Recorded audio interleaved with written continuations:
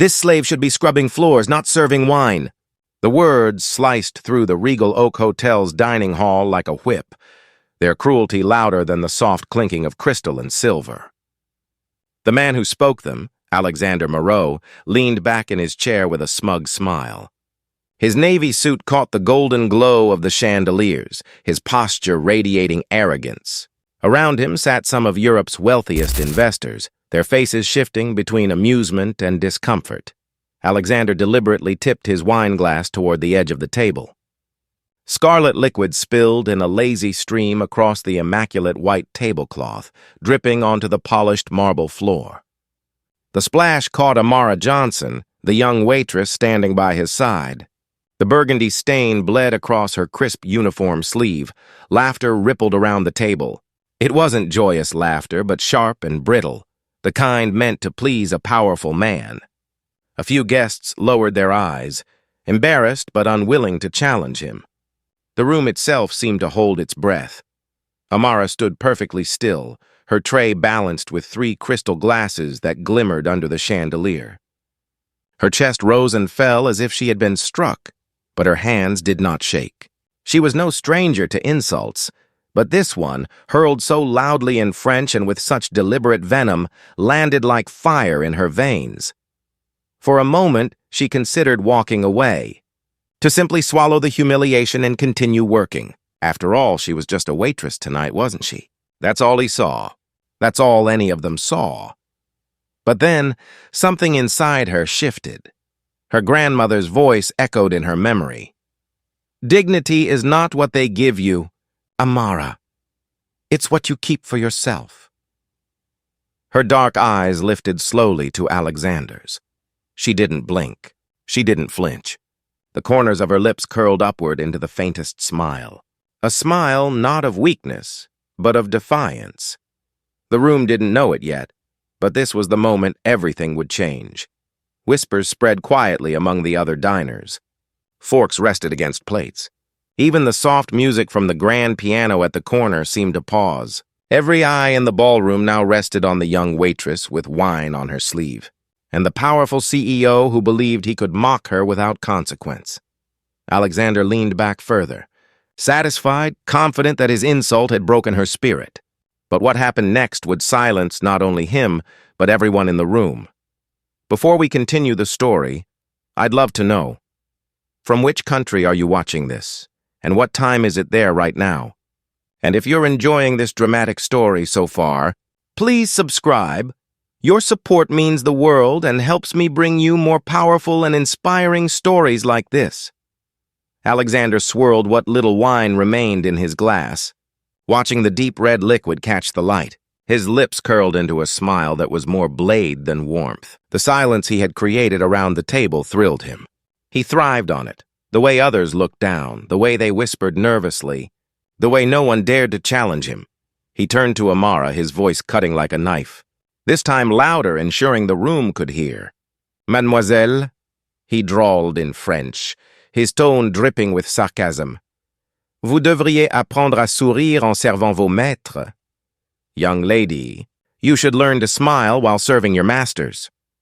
The men at his table chuckled, though uneasily. Claude Marot shifted in his seat, pretending to adjust his napkin, while Philippe Dubois cleared his throat, eyes darting toward Amara with something like pity. But neither of them spoke. No one ever did when Alexander played this game. Amara's fingers tightened against the tray. Her knuckles whitened. His words weren't just insults. They were chains he tried to wrap around her dignity. The burn of humiliation threatened to claw its way into her chest. But she refused to let it show. She lowered the tray gently onto the table, placing the glasses one by one with the precision of someone who would not be rushed, who would not be broken.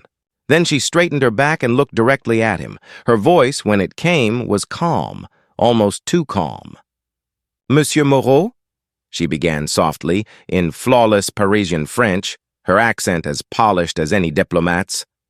Vous parlez de moi comme si je n'étais rien.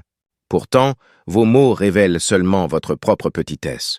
Mr. Moreau, you speak of me as if I were nothing, yet your words only reveal your own smallness. The reaction was immediate.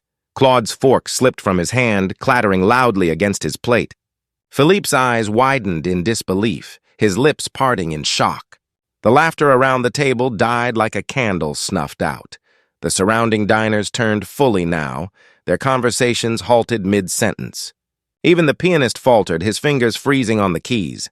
Alexander blinked, his smirk faltering for the first time. He leaned forward, eyebrows furrowed, searching her face as though trying to convince himself he had misheard. But no. Her words had been perfect, her pronunciation sharp, her tone unshakable. Amara's heart pounded, but she did not stop. The moment was hers now. Vous voyez une serveuse. Moi, je vois une femme qui parle 5 langues, qui étudie les littératures du monde et qui travaille ici pour payer ses études. You see a waitress. I see a woman who speaks 5 languages, who studies the literatures of the world, and who works here to pay for her education. She took a step closer, her voice unwavering, carrying through the silent hall. Qui de nous deux pensez-vous devrait avoir honte ce soir? Which of us two do you think should be ashamed tonight? The words hung in the air, heavy and sharp. Alexander's hand, halfway to his lips with his wine glass, froze mid-motion. A flush crept up his neck, spreading across his cheeks. His jaw worked, but no sound came. For the first time in years, the man who commanded boardrooms and silenced rivals was himself speechless. Around the room, whispers broke out, weaving into a current of awe. Guests leaned toward one another, their eyes darting between the waitress and the CEO. Respect bloomed for Amara in the very people who had moments ago laughed at her humiliation. She had not raised her voice. She had not shouted. She had simply spoken the truth, and it had shattered his power like glass. Gasps rippled through the banquet hall like a wave. Guests who had been mid-bite froze with forks hovering in the air. The words they had just heard weren't the clumsy syllables of a servant struggling to impress. No, Amara's French rang out clear, crisp, and commanding, with the elegance of a scholar and the weight of lived experience. She did not waver. She did not bow her head. Instead, she lifted her chin and continued, her voice steady and growing stronger with each syllable. Vous voyez une serveuse. Moi, je vois une femme qui parle 5 langues, qui étudie les littératures du monde et qui travaille ici pour payer ses études.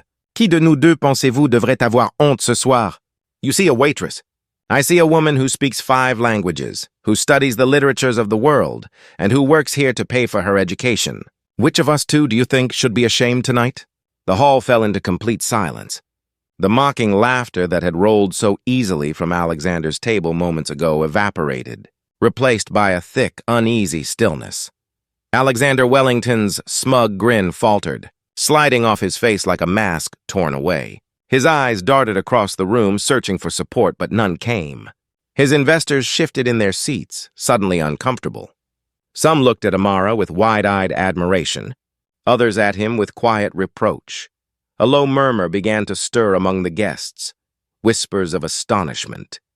Respect, disbelief at the courage displayed before them. Alexander opened his mouth to retort, to reclaim his dominance, but no sound emerged. For the first time in years, the man who silenced boardrooms with a glare stood utterly speechless. The silence in the ballroom stretched into an almost unbearable pause. You could hear the faint drip of wine hitting the marble, the nervous shuffle of cutlery, the quickened breaths of those who had witnessed the verbal strike. No one dared move, and then a sound. A single pair of hands clapped, slow and deliberate, from one of the tables in the back. Heads turned. Another clap joined it. Then another. Within seconds, the silence shattered. Not into whispers, not into mutters, but into thunderous applause. The echo rolled across the grand dining hall like a wave. But this ovation wasn't for Alexander Wellington, the hotel CEO. It was for the young woman he had tried to humiliate. It was for Amara. Her chest rose and fell, heart pounding in her ears. She had not planned this moment.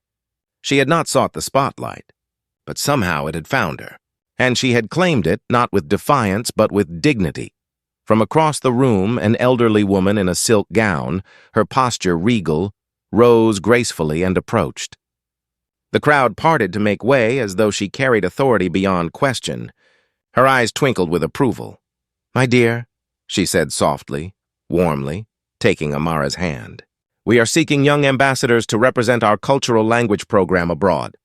You have the courage, the fluency, and the poise. Call my office tomorrow." With practiced elegance, she slipped a card into Amara's palm and pressed it gently closed. Alexander's face burned crimson. He muttered something about respect and discipline, but his words were brittle, hollow.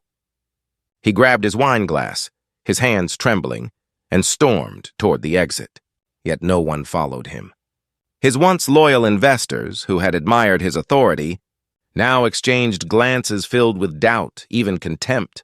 His arrogance had backfired, and just like that, the balance of the room had shifted. Amara stood taller, the burgundy stain on her sleeve now a badge of defiance rather than shame. She wasn't just a waitress anymore. She wasn't just the invisible shadow at the edge of the ballroom. In that moment, she became something else. A voice that demanded to be heard, a presence that could no longer be ignored. For Alexander, it was the beginning of decline. For Amara, it was the beginning of everything. The applause that had filled the ballroom lingered in the air even after Alexander stormed out, his navy suit cutting a lonely figure against the golden glow of the chandeliers. For years, he had walked into every room believing respect was owed to him. Tonight, he discovered respect is earned and easily lost. At his abandoned table, the investors who once laughed at his cruel jokes now whispered to one another in French. Their eyes no longer sparkled with admiration, but narrowed with suspicion. "Is this the man we trust with millions?" they silently asked. "If he cannot control his temper at dinner, how can he control a company?" Meanwhile, Amara stood at the center of the storm, still holding the card the elderly woman had slipped her.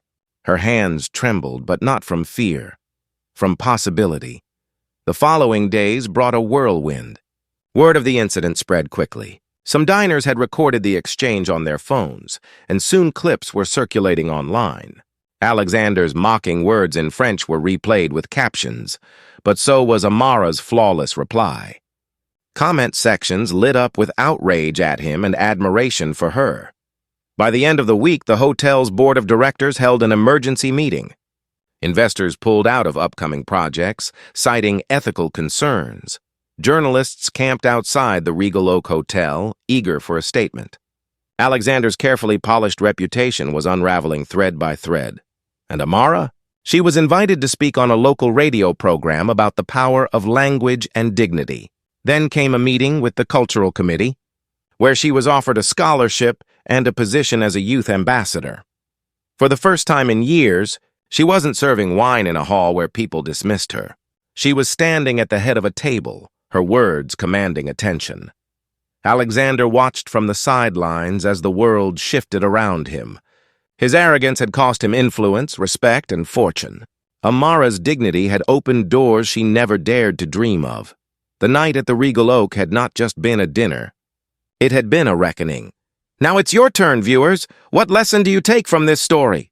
And before you scroll away, tell me in the comments, which country are you watching from, and what time is it right now? If this story inspired you, please subscribe and join us for more powerful tales where dignity triumphs over arrogance.